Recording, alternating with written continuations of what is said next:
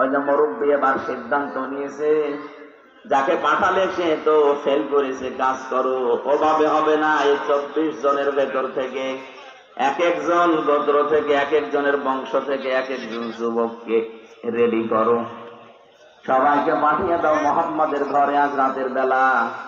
24 জন মিলে মারবে, তাহলে কেউ কারো উপরে দোষ চাপাতে পারবে না। আজ পৃথিবীতে ইমানদারদের বিপদে ফেলার জন্য শয়তানের স্রোত নিয়ে অনেকেই বিভিন্ন জায়গায় বসে বসে ধোঁকা দিয়ে বোকা বানিয়ে অনেক আলেমকে জেলখানায় পর্যন্ত পাঠাচ্ছে।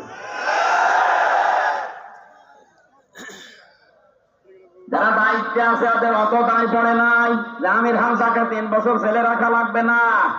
এর মতো কিছু মৌলবী বিশাল সোপা গায়ে দিয়ে যে কানের কাছে মুখ নিয়ে বলে আর কত আটকে রাখতে পারেন না।